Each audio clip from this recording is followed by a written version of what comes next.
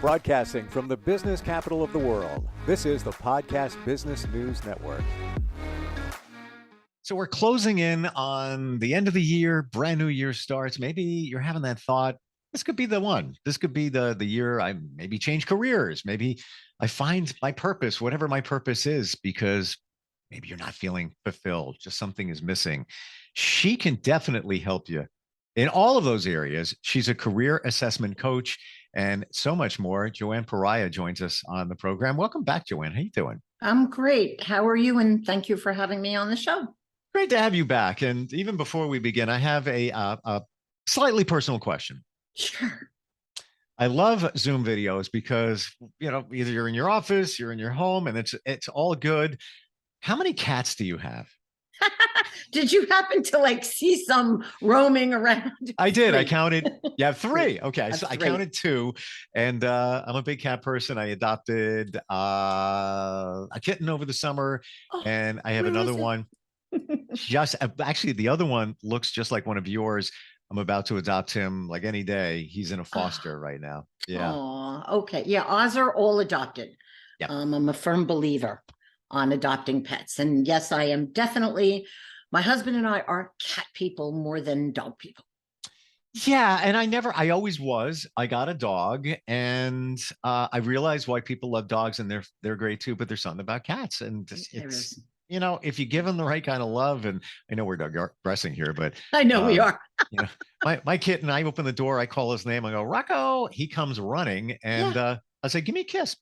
Gives me a kiss every single time. They're just like dogs. I had a cat that fetched. So, but they each have a unique personality and you can train them. Yep. Absolutely. Wow. Well, you know what? We can be trained as well as humans to a different career path if it's not working for you. I love that you offer so many different levels, right down to even presentations on Zoom. We're more comfortable. Thank you, COVID. But so many people can be uncomfortable in working in Zoom and, just talking with people, knowing that you're on camera, being self-conscious about the way you look and how you speak. But that's just one part of what you offer, right? Yep.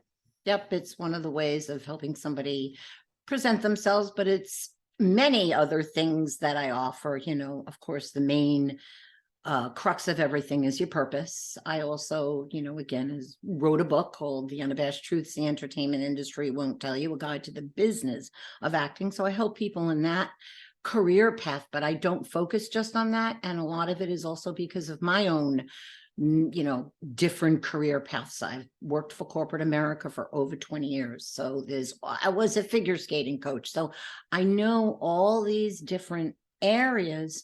And I like to help people really kind of figure out what is it that I love to do so that I don't have to call it work. When you were doing, and it's fantastic that you're like the career car. Car was going down the road. I went over here. Well, I'm going to go turn over here. Well, let me go turn over here. And I think that's great. Well, that's the Is it time to feed the cats? It's time to, it's whatever. No, it's not time to feed the cats, but we just got rid of them. They just left on their own. Well, you know what it is yes, I'm that car, but that car may say detour. Okay. So we make, there's a saying that says man plans, God laughs. And basically me as a human, and if I could teach other people, we make this path and then something changes that trajectory and all of a sudden we blame ourselves, we get depressed, and you can't. You have to look at every negative as a positive. So my trajectories with my children, with my life, with my career, the way I can say it is I was a paralegal and my firm said, you get to law school, you have a job. So I actually had a job before actually going to law school, but I didn't get in. So I then made another path. Okay. And that's how we have to do things, and part of that is really understanding ourselves. It really, and so like I talk about our innate talents and gifts and what are they? Part of understanding ourselves is innate, But then sometimes we need to, hear some motivational speaker, or what I love is I love the purpose cards. I like the self-directed search. And I've helped many people come out of, deep depressions and then, kind of finally find themselves and move along. And lots of questions here, Joann. So go for it. During those times where you pivoted here, you pivoted there career-wise, when you were in those different careers, did you feel fulfilled at that time, or were there a few where you said, it's okay, but this is not my final stop? It's interesting you mentioned that, because we all have paths, right? Sure. And basically sometimes circumstances changes our path. So yes, I had a career for 20 years, gave it up to raise my children. Okay. And then I created a career for myself because they were feature film actors. But then what happens is, and this is a big thing that people are going through, moms that have, left the working world and then trying to get back in. Yep. And so the things that I did hate doing, quote unquote, this was after I did my career, afterwards. So it wasn't as distasteful because maybe I had a little wisdom with me. But if you're really doing something that you just can't stand, you still have to find out why you can't stand it. Because sometimes what you can't stand might be how you're processing life. See, this is all, intertwined. And, again, I'm not a therapist. I will always remind my clients, I am not a therapist. I can lead you to the water. But yes, so there were times, but it was at the end of my, I did my career. And so it wasn't as painful as it can be, as painful for somebody who's in their 20s. And they really, hate what they're doing. And part of it is, I'll go back to, you got to pay the bills. I mean, this is the reality of life. So then what do you do? And then that's why you look at your talents and your gifts. You look at what else is out there. How can I change that? Or maybe I can't. So maybe I need to do something outside of work that will help me feel fulfilled. Interesting point. Yeah. Or that might be even, call it a Band-Aid. So maybe you're doing your job, it's okay, gotta make money, pay the bills, but then you volunteer and you use your talents over here, but you never know if those talents could grow into something else. What you just said, so powerful, especially after COVID, with a lot of people getting back into the workforce. And I have a friend, same situation. She went for a job interview and she was almost reluctant. She's like, maybe it's too far. I don't know. I'm like, go. You need to go. She went and she was like, actually, the facility was really nice. The people were nice. They seemed very impressed with what I had to offer. And they're going to call me back on Monday and I'm going to get more details of what's going on. So they did call back, but it wasn't what she was expecting. They said, you're overqualified and we don't have anything for you right now. We can give you this job, but it's going to be, 3 days a week here, 3 over there. And with kids, it just wasn't the right fit. And she seemed dejected, just like, really, I guess my name and number is there. How do you deal with those rejections? Good question. Okay. And also, how do you recognize, how do you deal with them? Well, basically, there is the standard answer, you're overqualified. And basically, we should kind of look at that and say, that's the standard answer, that they really didn't want me, but that's okay. I'll find something else. I have things to offer. You really have to build into that self-esteem, just like, okay, I'll bring it into the entertainment industry. Part of the book says, I give a quiz. Can you handle this industry? And part of this industry is you're going to get rejected. So how do you deal with rejection? And of course, again, I'm not a therapist, but part of really dealing with rejection is having that internal but that internal self-esteem that says, you know what, there's a reason why they rejected me. Maybe I really shouldn't be at that job. So that's how you say things. You kind of say, well, okay, time to move on. And maybe, can you learn from it? Maybe, you might learn from the fact that if you constantly hear you're too overqualified, then maybe you need to tone it down. Maybe you need to look elsewhere. And again, like I said, women who are going back into the work world, okay, and I have tons of experience on that, maybe in an arena that, it won't work, then you've got to take your skills and repurpose them. And then again, back to purpose, back to the cards, back to the self-directed search. In dealing with rejection, and by the way, I totally agree with you. Everything is a learning experience. So, even in her situation, you got a chance to go on a job interview, build up your self-confidence. It's been a while since you probably had a job interview in itself, meeting people. You never know. You might get a call in a month from now. Guess what? That's right. You don't know the future. That's right. And that is also that's the whole networking part of it. You go on the interview, it was really interesting. And again, I was at a job.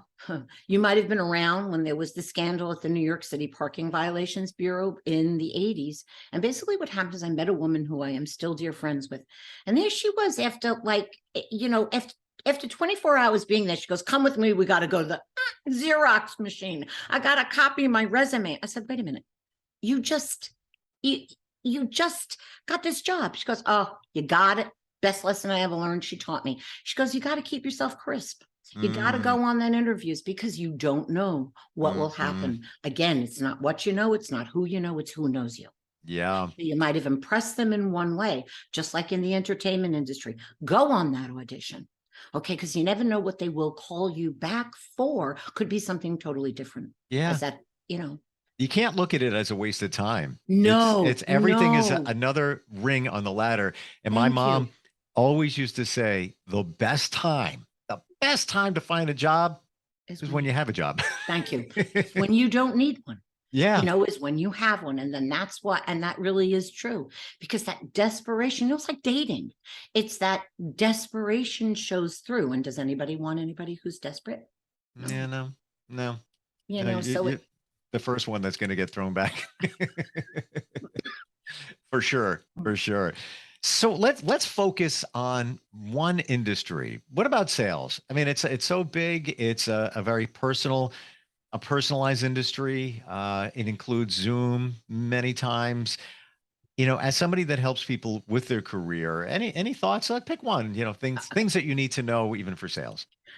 Well, for sales, I think the first thing that you really need to know, because if we go to the self-directed search and you come out as if you're creative, okay, social, and entrepreneurial, I always investigative. I always confuse the two. Basically, let's focus on social. If you're not social, and I can even read you some of the qualities of what it takes to say, okay, I'm social. I mean, I used to say to people, I'm not social, or, you started going into, well, I'm an introvert, I'm an extrovert. And that's not Myers-Briggs, that's somebody else. And basically people misunderstand that. That is really how you process stress. When I've had a long day, and stress is not necessarily bad, but when I've had a long, hard day, how do I make myself de-stress? A social person wants to go to the bar and go drinking. Okay. An introvert wants to sit and listen to music and be quiet and be by themselves. So people get confused on that, because I used to get confused on it. I used to say, I'm not social. Well, because you are. Someone's trying to come in. Okay. So let's look at something. And some of the qualities, like for being a salesperson and what social is. So one of them is, can you build relationships? Here's my purpose card. Okay. And that's something you would choose from. Do I love doing that? Okay. Does it come easy? Well, if it doesn't come easy, but I love doing it, you put it in the pile because what I do is I make you choose. I make you put them into piles. Another one of social is resolving disputes. So do you like to do that? Again, sales. These are really, I got to tell you, Joann, these are really cool. Oh, they're phenomenal. I mean, and I guess that's my passion and my hopes to really spread it, because right now we are living in really tough times. And in times that we've never seen before, we have different generations of work ethics. And we're all sitting there going, oh, well, I want to be happy in this. I don't want to do that. I want to go to my yoga class. Well, then if that's the case, then figure out a life that you can do that with.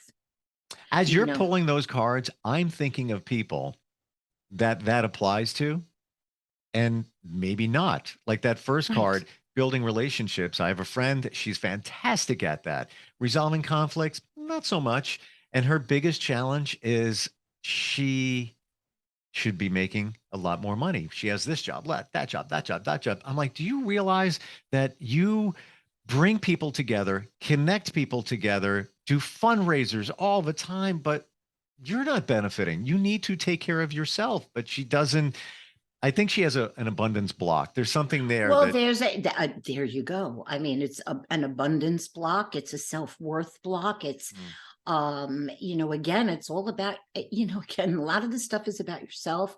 That's why I would recommend a book by Sir Ken Robinson, who's passed away, an educator. And it's a book called Finding Your Element.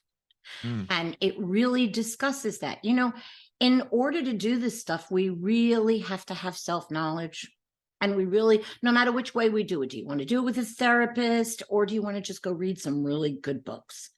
But you should send her to me, because that's, if you've got all these talents and all these gifts and you're doing all this stuff and you really should be making more money, then you got to go for it. And then you got to find out how you can do that. Yeah. And feel that you're worthy, and I think those cards do help you. Once, like a couple of more layers to make it clear. When you say, yeah, that is me, that's kind of me. That's definitely me. That's not me. There you go. That's the 3 choices. And then we sieve it down to 5 cards. How many cards do you do, initially? It's 52 cards. It is. And okay. And then what you have to do, because they're all broken out by the personality types. And so what you do is you go through the first set and you say, and those are the 3 choices. Sometimes, because of time, I say to people either not me or definitely me, the middle of the road. Because what happens is, you go to the middle of the road, but what I'm going to make you discard to go through the next step is the things that were, not really me, and not me. And then we have to go through it again and sift it out. And then it's really choices that you have to make. Which one's better? Some things overlap. Sometimes you have to look at it and say, okay, well, which one do I want to give up? So that you do come back down to those 5 cards, which then bring you into those personality types. Wow. Can we pull a few more? I'd love to hear some of the other ones you got going on there. Put on mine. Okay. Getting participation. Now, how do we mean that? Getting people to participate? Yes, okay. That's right. That's right. All right. This one, I kind of am like, I don't like this one, but it's an okay one. And I think I've mentioned so many times that sometimes I do a Google search on what these terms mean so that we really can grab it out. But one's awakening spirit. Now, that doesn't mean you're telling people about God. Okay. It's just, do you like to motivate people and help them really realize whatever it is? You're on a project. Oh, wait a minute. We should be doing it that way. That kind of thing. Again, all of these are bringing people together. I got from that exactly what you said. You're one of those people that bring something out in others. You wake them up. You wake up their spirit. It's positive. Yes. And then you know what? If you're an introvert or slightly one, that might not apply to you. No, that might not apply to you. And again, it can be brought back to the salesperson. What are you doing when you're selling? You're awakening somebody to your product or service. Absolutely. Another one is giving care. No, you can take that out if you want, again, but that's a social characteristic. Healing wounds. So again, social. A lot of social people are counselors, social workers, agents, that kind of thing. So that's where those come in. And you may say, oh, I don't want to heal somebody's wounds, please. No, put it in the other pile. But Right, then again, exactly. you may aspire to be a nurse, an EMT, or That's right. my best friend. I never thought he would be doing this, but he was always in the printing industry. Obviously, the printing Oh, industry went away, but he always was a volunteer at a fire department, and now for over a decade and a half, he's an EMT, there you go. and that's his calling. And That's right. sometimes on the hottest day of the year, he's transporting patients, and he's going like distances of like 100 miles. I'm like, dude, like that, why do they send you all the way over there? He goes, that's just the job, and he never complains about it, but healing wounds. Because he loves it. And that's what happens. Yeah. And also remember, you don't always have to stick with the same thing. Sure. Our lives change. Even our likes change. I mean, if we didn't change, well, then I'll come back to my whole marriage thing. If we didn't change, we would be stagnant. And as human beings, we do change. And then sometimes we have to change because the situation around us changes. Yep. But So they say that you change every 5 years. You reevaluate your life, whatever's going on every 5 years. And if you've ever heard the 7-year itch, yep, in marriages, relationships, that's right. It's the 7-year itch because you evaluated that 5-year mark, and then it takes 2 for you truly to decide what you're going to do at that point. That's right. That's right. And that's why I always say, we'll redo these cards every 5 years, kind of, because we change. And, that you got it. I mean, the cards are really cool. And you know what, when you said 52, I'm like 52, but there's a reason for that, because you dig deep, you keep going deep. Yeah. That's right. And then you have to whittle it down to 5. So that's right. That's right. And it's knowledge, and again, there's a statement that says, knowledge is power, but self-knowledge is empowerment. Oh, I love that. So you do, and it takes work. This is not, this is not easy, but if you really want to do your purpose, and if you really want to feel at least somewhat satisfied with what's going on in your life, you need to do this. This is because then if you're not doing it, then you're not helping other people. Because remember, the whole point of this is to find what you love to do and give it away. And be compensated for giving it away. But well, yes, no. Okay, I know yes, you have. I always remind you that. Yeah, I know you do. You do. It really is. Yes, be compensated. Yes. No free stuff. No. Joann, give me those cards for free. Hand them over right now. No, you worked on them. They're great. Yeah, it is empowering, and it's interesting when you think like we picked just any occupation, but sales. When you think of the people that are most effective in the sales arena, like they're checking all the boxes that you're mentioning. That's but right. I always think too, everybody, including salespeople, has a style. That's the right. way that they make it work for them. I know one in particular. She's very effective. I've worked with her for literally decades. She never leaves the room unless it's on a high point. She'll wait for whatever it is, just that she'll smile. She's out the door. Well, but that's the whole point. Yeah. That is beautiful. And that's a good sales training. Yes. Skill to have. You never leave, even in corporate America, when you're writing an email and an email is kind of negative, or one of my old staff members says, whenever Joann starts the email off as "this is great," however, like, oh, there it comes. But I still ended it with a positive, and that's beautiful. That's a very good sales skill or life skill. Yeah, I've actually weaned myself off the word "but," because whenever you put the word "but," change "but" to "and." Think about that. And no, you're right. And that's what I did do that when this was happening. Of course, this was a long time ago. But it was just funny because I then did change it a little bit. Yeah. But isn't it interesting? Like, you don't forget those things. Like, you just brought me back to a time when I was in my 20s, and there was an office manager. It was a big job. I got the job I wanted very early. Her name was Esther. And she would start off when she wanted you to do something, fill a form out, whatever. It would always start out with, "Would you be so good enough to?" I was like, oh, What do you try? I'm not good enough. Like just the wording, but I never forgot that. Yeah, that's kind of like, would you be? Never forgot it though. Like that, and that just it almost starts off with a negative, like telling somebody. It does start, and and that's the other thing. We can't do things, negatively. One of the best things I had learned from my own son, who is in sales. Basically, when someone says, "Thank you for doing this," you don't say "You're welcome." Say "My pleasure." Yeah, yeah, and never say "No problem." Right. What the word "no" is a negative. The word problem is a negative. And it's not meant that way. I get it. What you're saying is it was no trouble. No trouble at all. Right. But trouble's a negative word too. So there you go. Yeah, the little nuances you think about. Yeah. So like good stuff today. Like we really got kind of deep here. How does somebody work with you? They go to your website. What's your website?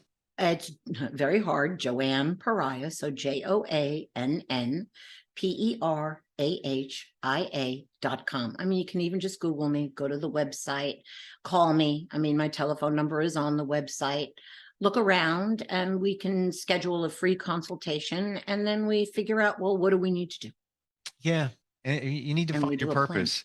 If, and again, perfect time, new year coming up. If just somebody's thinking that this is not the end for me. I got so much more to offer, but I don't know what it is. I haven't figured it out. Yep. You can help them with that. Help them. Yeah. All right, Joann. Great talking with you today. All right. Same here. Thank you again, Steve. Yes. I'm glad we did the Zoom thing. It's, talking on a phone is great, but this is better. You feel connected. Yeah. And look forward next time we get a chance to talk.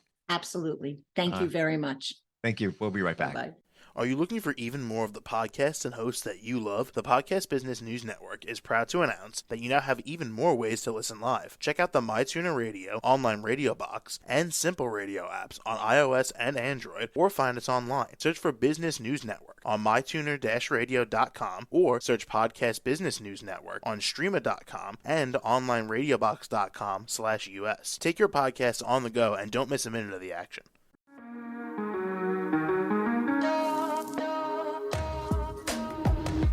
Broadcasting from the business capital of the world, this is the Podcast Business News Network. For nearly 2,000 severely injured veterans, everyday life has become filled with barriers. Day-to-day simple tasks can become pretty daunting. I have to carry my chair up 2 flights of steps or have somebody do it for me. What scares me the most is just the falling. When I'm struggling with my house, I think, to have that one great barrier just knocked down, I mean, it's crucial. Home for Our Troops is a wonderful nonprofit that builds a mortgage-free, fully adaptive, handicap-accessible house. And there's no catch. It'll be our very first home that we've ever owned. This is a game changer. This is where your life begins again. We need you to join us in completing this important mission. Please visit hfotusa.org and help build homes and rebuild lives. Because of you, everything's going to be okay.